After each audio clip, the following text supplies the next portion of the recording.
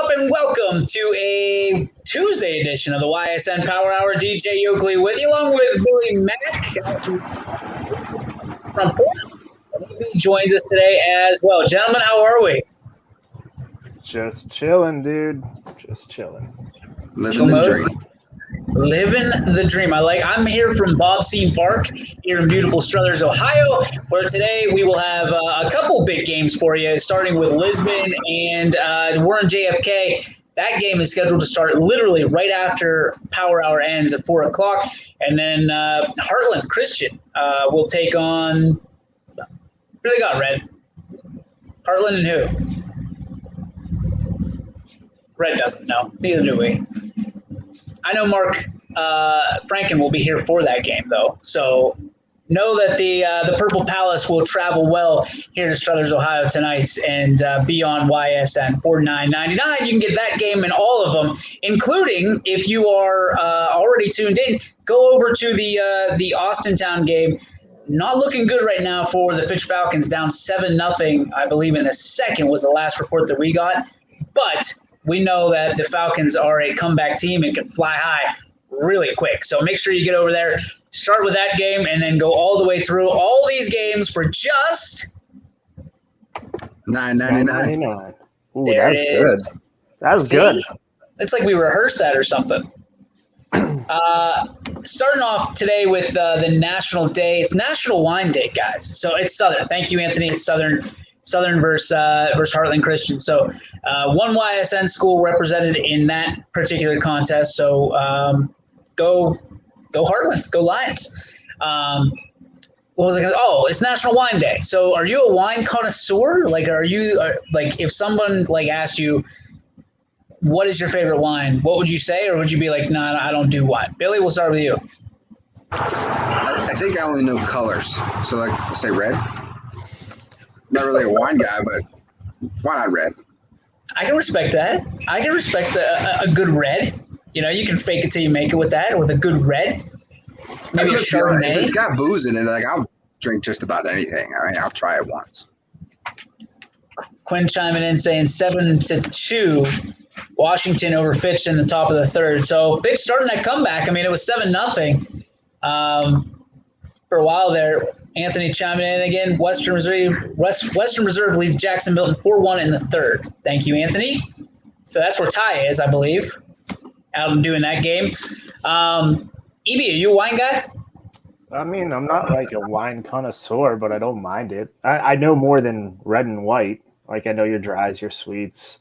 Personally, I never really got into it until my friends started to own wineries and cideries and breweries, and probably sounds like I'm a raging alcoholic, but it's just kind of the shoe fits, right? I mean, it's just who I know. No, I mean, as far as a wine goes, I like a good a Malbec. It's kind of middle of the road. It's not super sweet, not super dry. Apparently there's a science to how you're supposed to sniff it or whatever they do and get the undertones. I don't understand that stuff, but I know enough to drink it, so that's all that matters. Let's flip this up. There we go. That's better. Better look. Arbor Mist, I know in the Yoakley house is strong. Strong in the Yoakley house. Man, you just took me back to 2007 in college. I think that's more DJ than Sarah, I would have bet. Nope, that's a hard pass on that. That is all Sarah. She loves those $3.98 that she gets from Sparkle Market in East Palestine.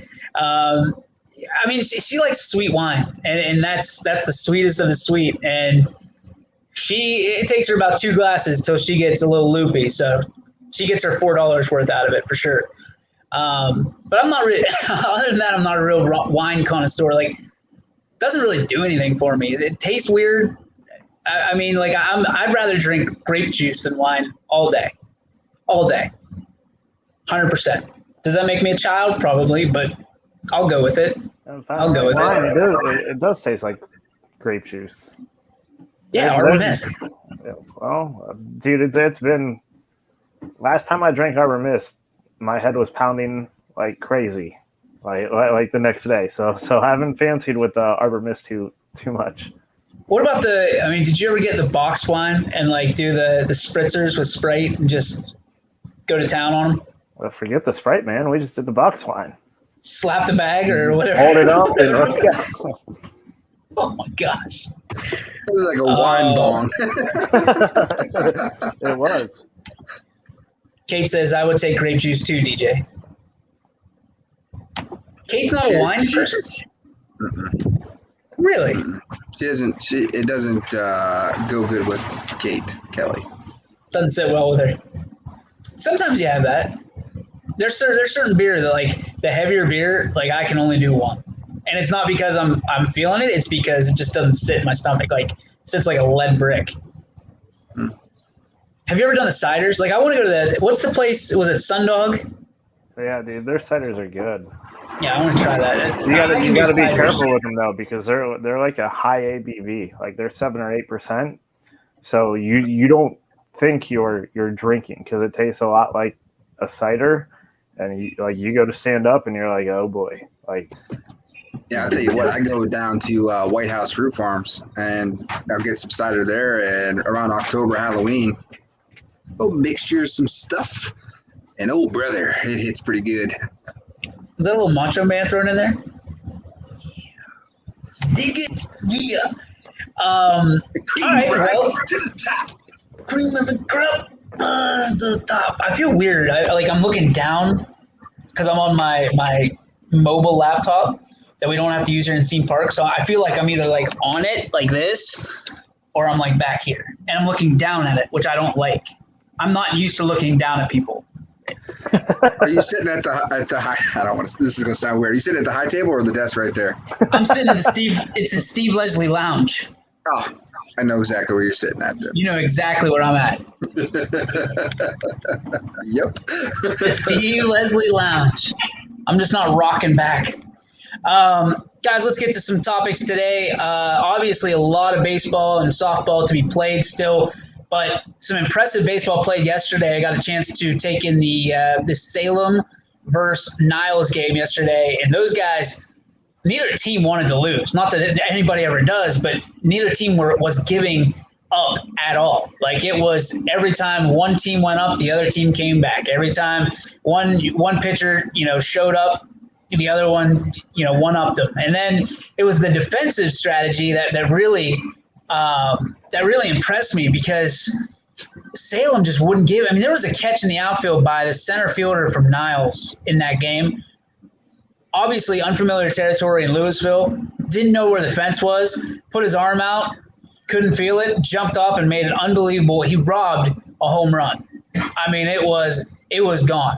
And he made a great play in unfamiliar territory. But a 10-8 ball game. Salem ends up winning that game, which keeps the dream alive for a rematch of the first game of the season, Salem versus Canfield. Canfield rolled 10-0. But the real story last night was Billy Skirpak for South Range throwing a perfecto in a big-time spot against Crestview, which those two used to be rivals. So when you look at that, I mean, is there extra weight, Billy, on a perfect game in the playoffs as opposed to the regular season, or are they both equal? I'd say they're both pretty equal. They're pretty equal. Yes. 9. There he goes. He's gone. He's gone. EB, I mean, like, from that standpoint, from a baseball, basketball, whatever, is it always bigger in the playoffs? Like, does it always carry a little bit more weight? I mean, I think it carries – I don't know if it carries more weight. I just think it gets more attention because, when things happen in the regular season, sometimes I feel people take it for granted because you're always guaranteed another game. But in the playoffs, especially, baseball, basketball, well, all of them really, where you're one and done, like it's – I've always been a firm believer big time players make big time plays in big time games. So I think it's just your focus is a lot higher, and people pay attention a little bit more when it's in the playoffs opposed to just the regular season. What about you, Billy? Back to you. Yeah, I mean, I think Eric's pretty close there. I wouldn't necessarily say I would pay more attention to. I mean, perfect game. I mean, we're talking about a perfecto here. Everything went perfect, essentially. So no walks. I think 8 strikeouts, 5 innings, 7 innings, doesn't matter to me. It's a big deal. And you're talking about the district semifinal game, so it's two pretty good teams there. And kudos to Billy and the South Range Raiders going up there, and the sticks coming through too, because you can throw a perfect game and still not win the game. You may not lose it, but you're not going to win it either. So you got some runs there, and that kind of feeds into it. Baseball is a game where if you're going out there producing runs, your pitcher is excited and he's more focused and he's more in tune in what he's doing. And great job. I mean, a perfect game is a perfect game anywhere. So awesome. Yeah, you talk about that. I don't know if you guys remember that in the year 2000 when Aaron Walker was here at Ysn Park and he was playing. It was Ursuline versus Palestine, and he threw a no-hitter and lost the game 1-0.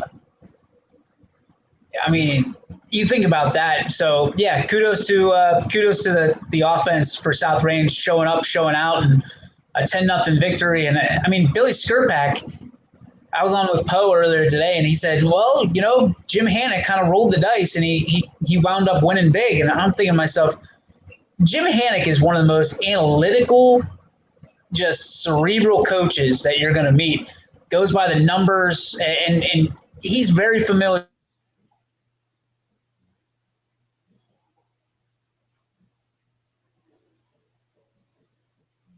Maybe if we all pause, it'll trick. We can all. Yeah, I mean, nobody knows their team better than the head coach. I mean, whether it was roll the dice or not, I don't know about any of that. But, I mean, they got some pretty good pitchers there, too. So I think they had an opportunity to pick anywhere, and pick anybody they wanted. I'm with you on that. Like if you're a coach and you're in the playoffs, you're not rolling the dice. Like, yeah, and baseball, I understand you guys have a rotation, but your job's to win the game. I don't see any coach say, well, we're just going to roll the dice and see how it goes today. And if the kid's lucky, he's lucky. Like there's a rhyme and reason behind everything. So I would have a very hard time believing any coach with half a brain around here would sit there and go, we'll roll the dice. We'll see what happens. That would be like, hey, we're going to pull up a JV kid to pitch this game. That would, to me, that's rolling the dice. Right. A guy that's in your rotation, he's a 2 guy or a 2-3 guy. So it's like every time he steps out there, they expect to win every game. So, I mean, I don't like that term. I think it's Bush League to use that term there. But I mean, nobody knows his team better. And nobody in the area has had as much success, especially of late, than Coach Hannock in the South Range Raiders. So a lot of experience there.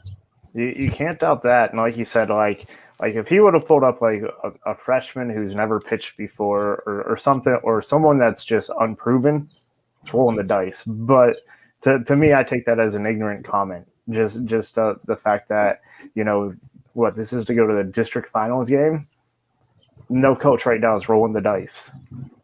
Right. I mean, it's in this district semi game, you're 1, 2, or 3s pitching. Got to imagine, and in that spot, they've been. He's been successful all year. So it's just a ridiculous term that he misspoke. No doubt in my mind. There he is. He's looking back down at us. Now I don't know what I've got my Wi-Fi thing hooked up. It just turned off. I don't know what just happened, so I apologize. Oh, you go. We picked up the ball and ran with it. You got it. You know how it goes. You know how it goes here. You just never know. You never know what you're going to get. This is going to be a mixed bag for the next 40 minutes. So we're probably going to have to cut it off a little early because I should probably get ready for this game at some point. Well, we'll see what Billy Mack's doing. What do you got going on tonight? Let's go get margaritas. I got to go to Howland for a youth baseball game. So let's go get margaritas. This is good. Taco Tuesday. And I was supposed to make my way down to Ysn Park at some point today. So.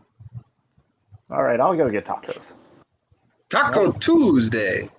Oh, DJ's gone again. Oh, this is cool. Quinn just said Maslin 8-2 over Fitch going in the bottom of the third.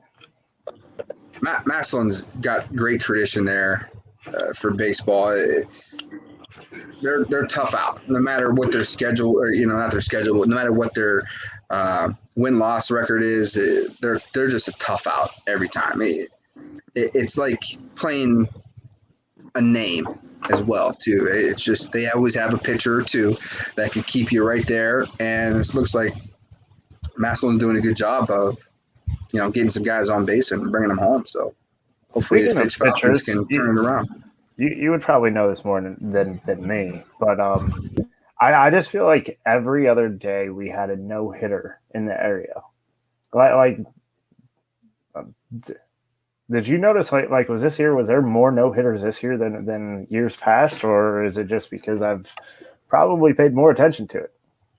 Maybe a little bit of both. I think absolutely. I think you paid more attention to it this year, but there's some good young pitchers in the area right now, and with the year off, a lot of pitchers had an opportunity to get ready for this year, and the hitters just. When you take a whole season away, you're taking anywhere from 50 to 70 at bats in the spring season. Whether you go play, some teams went and played, travel ball, or some kids should I say. I mean, imagine if your kids didn't play AAU last year and then they're coming back to playing, high school basketball. I mean, they would be super rusty, and Right. the pitchers were able to continue to throw. Whether it's to a net, they don't need a catcher. You can keep throwing to a net, work on your stuff there. And with technology now, it makes life a little bit easier. So the hitters, you need somebody to throw to. You got to be able to see pitches from a distance from 60 feet, 6 inches, and you got to see curveballs, and you got to see those different pitches and be in counts and pressure situations where the pitcher is just routine. And they were able to get their routine down. So I think that was an advantage this year for the pitchers. I will say that on the softball side, there's some studs over there, and they got rolling early, and it just seemed like the pitching for the softball area just kept going. They were just excellent this year. Oh yeah, I mean, dude, like you take in Kohler from South Range, she had average like 15 Ks a game, Right. and then Callow it's Callow, right, from McDonald. Yeah. So Yeah. I'm pretty sure like once a week she at least had a no hitter. Or if it wasn't a no-hitter, then it was like a 1 or 2 hitter. And I think her ERA at the end was .08. So she didn't give up a run every game. I mean, that's ridiculous. And then like we're not even like we haven't even really moved down into Columbiana County yet, where I can say this because I personally know her family, but like Tori Long, everyone knows she's a good pitcher. She was battling a little bit of a injury bug in the season for a while, but then whoever filled in for her did a great job. They were right there, ended up winning the league. Like it just seemed like every other day someone was talking about pitching more than anything. Yeah, I mean, you think about the Ursuline playoff run so far. They went, 19 innings without giving up a hit with 2 different pitchers. So, I mean, they had back-to-back no-hitters, and they had a no-hitter going into the 4th inning. So, it is. There's so much good pitching around the area right now. It's crazy, and a lot of these girls and guys are going to college to do that. I mean, there's some opportunities out here for some local schools and smaller schools to jump on board of Northeast Ohio baseball and softball. I mean, I think it's good, especially on the girl side. I mean, naturally, you always hear more about the boys side, but that's just nature of the beast sometimes. And I think we've done a great job highlighting as much softball as we can and really making the push for that. And we've done it all year between volleyball, basketball, and now softball. And really what I think it's the hardest one to cover, but outside of softball moving forward too, that we haven't really touched on too much is track. Like there is a ton of not only youth but talent in the boys and girls side, especially the girls side, moving on to regionals this weekend. And I mean, you have regionals you have teams from Boardman, their girls side. You have girls over at Salem. Riley Hutton's a freshman. She just broke not only the school record in 400, but I believe was a leg in the 4x4 that they broke, and they're moving on to regionals. Just all around, the talent pool in this area is just continually to increase. I wholeheartedly agree. I mean, it's insane how talented the Valley is right now in our high school athletics. It's just it's so impressive, and it's just great to see him, kind of just keep getting better too. That's the scary thing is they go out and throw a no hitter, and it's like, oh, that's got to be the top. No, and they're moving on to callers throwing no hitters, and they're moving on to callers to beat a 100-meter dash record and doing all these things, and it's awesome, and the young men and young ladies are really repping the Valley right now. Well, and I think a lot of that's come from the mentality too. Like just from an AAU standpoint, looking at some of my teams in years past, teams that we'd go up against, they'd be like, "Oh, we really don't want to play them," and now they lock in. They're like, "Bring them on!" Like, what the worst thing they can ever do is beat us. But just the mentality is bring them on, and if they fall up short, they're not finding excuses. They're just like, "Hey, when can we play these guys again, or what do we need to do to get back in front of them?" So just the competition. DJ, you talked about that today on your victory lap. Just not shying away from the competition, and I think that's really building everything around here. Yeah, part of that victory lap today was I'm so tired of people talking about collaboration and cooperation and stuff like that. And don't get me wrong, like, again, I said it before, there's a time and a place for that, but like, I'm not a guy that is in love with the super team idea. Like you shouldn't necessarily move out of your district in order to go hang out with guys or girls that you think are going to build a super team for a state championship. Like, get what's yours, but earn it. Like, compete for it. Nobody's stopping anybody from getting this except you. Lisbon, and you look across and you got Warren JFK. You got one's a parochial, one's a public school. Open enrollment to me has pretty much leveled the playing field with the quote unquote recruitment in the parochials. So what do they have to complain and bitch about anymore? You know what I mean? Like, just go out and play now. So now it's you got the public schools who can literally recruit and pull in open enrolled student athletes and students. Yeah. So now the shoe's on the other foot, and nobody wants to. Well, there's still something wrong. There's still a situation here where it's not fair. Like, stop playing the victim and just compete. There is Doug Andrick. The legend is here. You want to pop on the Power Hour? No, you're good. Let people see. What's the strategy for today's win? Oh, we got to be competitive, put the ball in play, and play some defense today. They're a good team, and they're going to hit it. See what happens. Dude is a legend. One of my favorite guys outside of the world. Hey, good luck today. Dougie's the man. Anybody named Doug, number one, is my favorite guy. So just like the cartoon. Cartoon was awesome too. Doug, yeah, absolutely. And what was the other one? My wife's probably spitting the line out from. Well, we need a Skeeter, man. We need a Skeeter. Skeeter. Charles Bell Skeeter. Dude, I was just with Charles on Friday. Me and him we were down at Birdfish for a little bit. Charles is my guy. I love Charles. I love that family so much. I feel like I'm a part of it. You ever been in one of those situations where you're so close with them? It's like you're a part of it. You should be brothers. I didn't know who. Like, I didn't recognize him at first because all the facial hair. And he's kind of sitting far away, and like I'm walking through, and he's like EB and like waving. I was like, who the hell's this? Part of the Power Hour, that's right.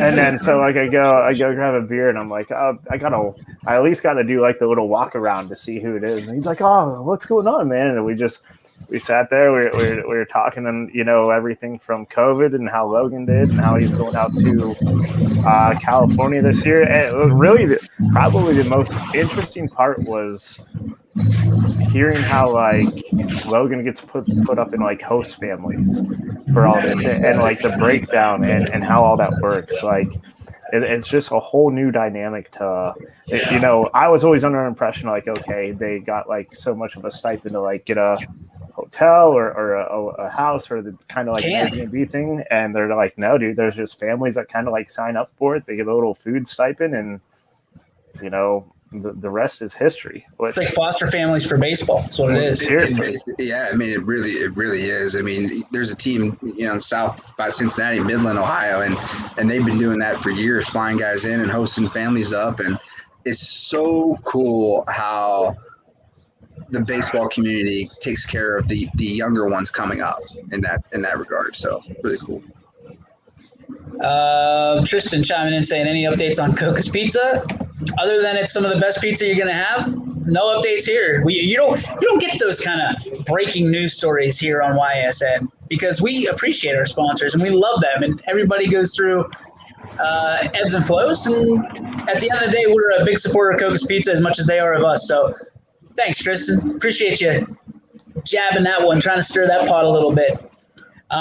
Here's a question for you guys. I was thinking about this yesterday because I was all over my news feed after the Salem game. Quinn gives us an update on the Fitch game, 8-2 Washington, top 4. Is it breaking news if you watch it on another news source or another, like if you're watching TV, can you go and just tweet or put on Facebook or social media across, whatever you do, breaking news, yada, yada, yada. Like, isn't the news already broken when it happens, like on television? Well, I mean, I guess technically you can put whatever you want. Now, if it makes it credible or reliable, that's a whole different story. But I mean, like, Billy can tell me murder hornets are in America, and I can say breaking news, murder hornets are in America. So I guess technically I broke the news to people who listen to me, but it's not like new breaking news. Like I just think it's wild. Sarcastic thing. Remember, like when we were in high school, like breaking news, the sun's out today. Like, you know, maybe it's a sarcastic way of like, hey, look, I got news. I don't think it's sarcastic. I think it's legit. I think they feel like they're breaking news on a regular basis. And listen, sometimes it happens, and sometimes you tip your cap and you go, "Congrats!" But like, I'm not. To me, I'm more about like getting it right than being the first. You know what I mean? Like, getting it right is way more important than like being the first out there. You know, it's just. And sometimes it's not even about putting it out there. I mean, we have some inside information that we have access to right now, and we've got no interest in it. That's not our business. Our business is what we do. This, you know what I mean? Like, we could easily get the scoop, but for what? You know, these are people's livelihoods. And I sat there the entire day yesterday just kind of shaking my head like, are you really that hard up for news or for like material or content that you have to break news when you're watching it on my network? That's what's crazy about it.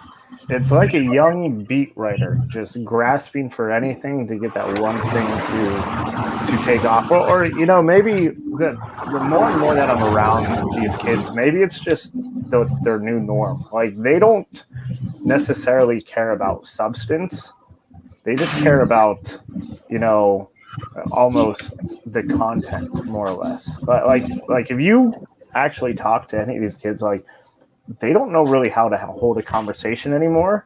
Like, I watched a group of, I guess you could say, AAU players, like, talk to each other, and they didn't talk to each other. They just sit on their phone, they snap pictures of each other, and, like, send it to 1 million people. They don't say a word. And I'm like, well, no wonder you guys don't know how to communicate, because all you do is just send pictures of, like, your eyeball. They'll send pictures like this. Yeah. And then at the top, it'll be like, hi, how are you? I don't understand that. You don't even get, hi, how are you? It's just, you might get like a... You might get like an emoji. I got that constant trip, yo. Yeah. Like, they don't even get that anymore. Like, if you... Like, they ask a question or answer something, it's just like, sure. That's almost as bad as taking a picture with somebody and then saying that you hate his guts. Ah, who would do that? I could never imagine anyone that we know to do that. Tough move.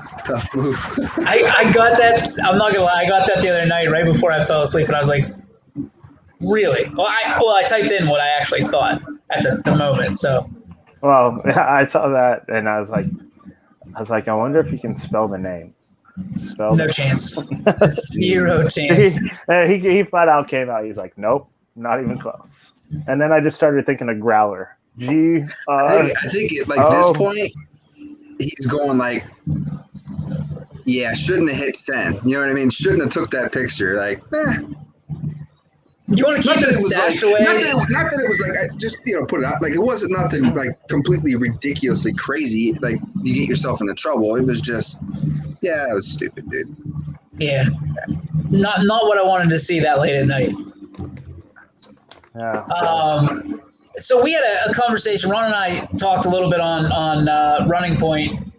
If you were I guess if you were drafted at any point in the Major League draft, would you even entertain the thought of going in based on you're getting a, let's say, $50,000 signing bonus, skipping school, going in and playing minor league baseball, working your way up that, or are you worried about the money up front as an 18-year-old, about how much money you're getting for a signing bonus, how much is guaranteed, things of that nature?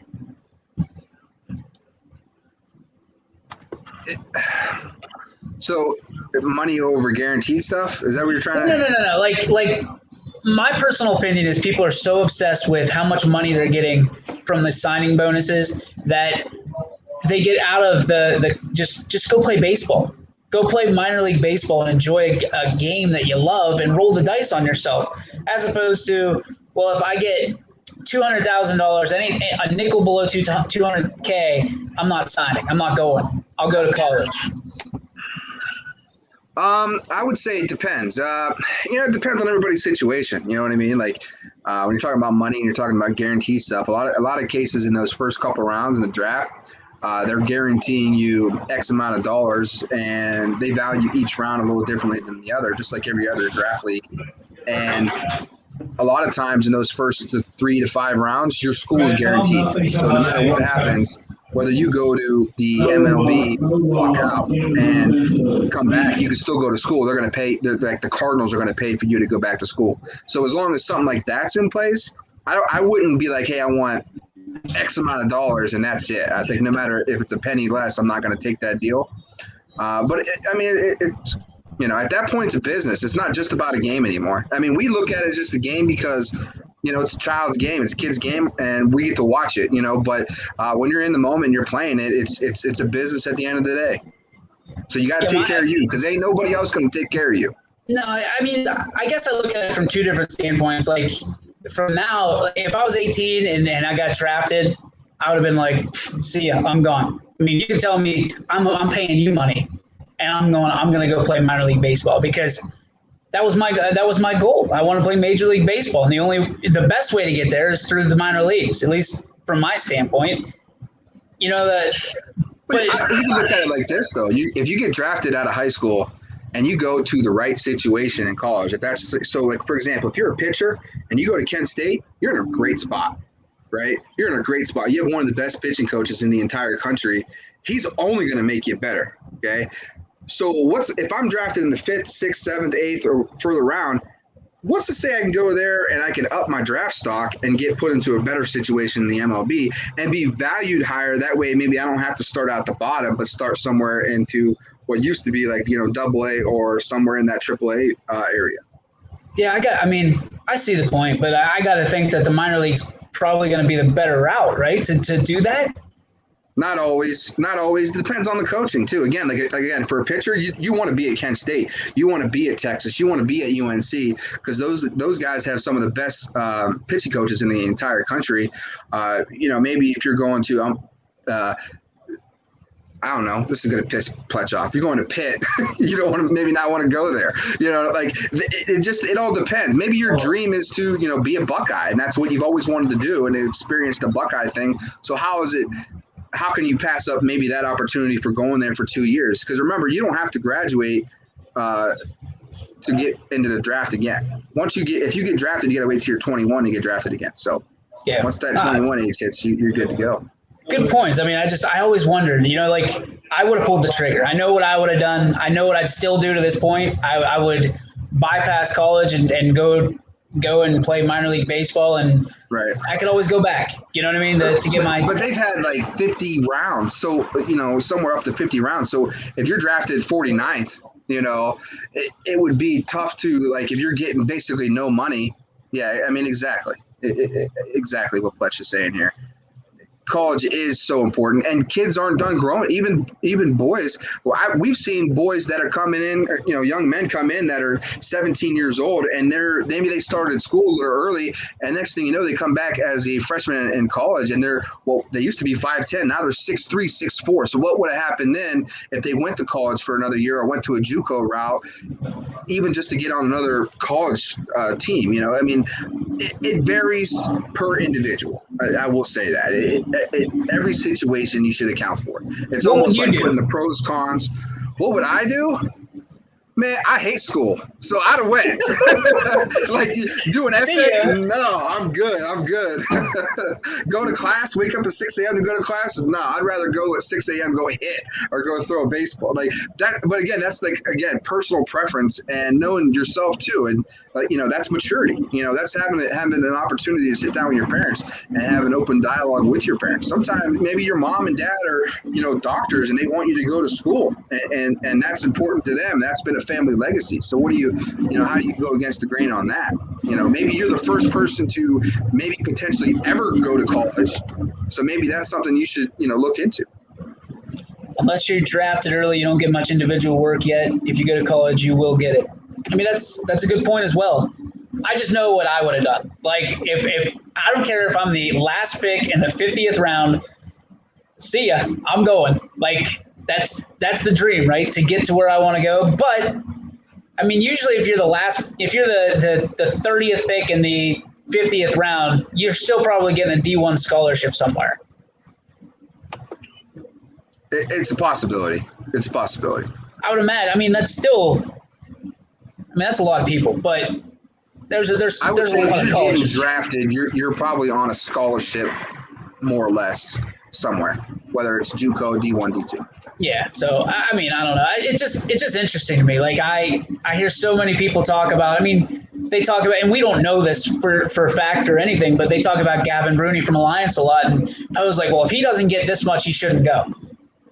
Like, why are we talking about his business? Like, the kid wants to play baseball. Let him play baseball. He's got a D1 scholarship. I'm guessing a pretty good ride down to Ohio State. If he chooses to go and play professional baseball, let him play professional baseball. I think it comes down to fit too, and it's not just like baseball, but it's what a lot of these kids miss on all sport platforms. Like, they just, so you go into the minors and then you're like, well, shit, dude, I'm on the road. I got to fend for myself. The real world kind of sucks. And then they, maybe they're not ready to jump into that. Some people are to where they want to be in that little controlled environment, or some people do want that college experience. So I had zero problems with college. I had problems with classes.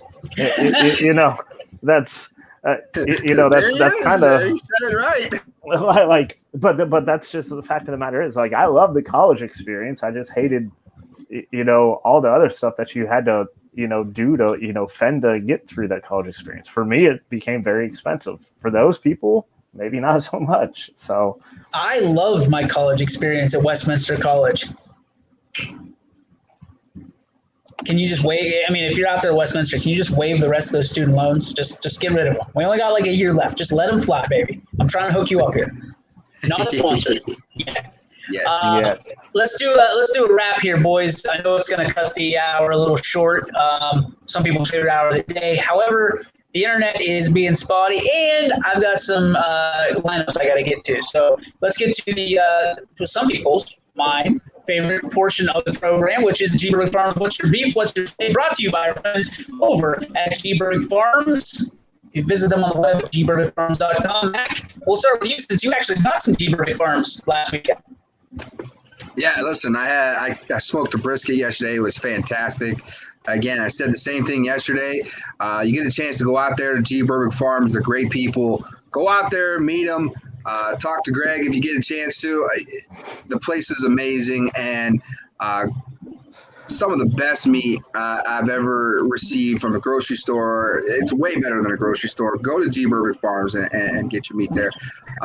My filet today is it's a great day. There's a lot of good baseball going on right now, and tomorrow I get a chance with Anthony. We're gonna team up the softball guys tomorrow. We're gonna do Urstone South Ring, so I'm looking forward to that. And first time with Anthony, so we're gonna be arm wrestling each other for who's gonna have the best call of the day. So I'm gonna win. I love seeing that. I think maybe. Screen. Is it my turn? My turn? My mouth is moving, but you're going to see Mac, and I'm perfectly okay with that. So that's a filet by itself.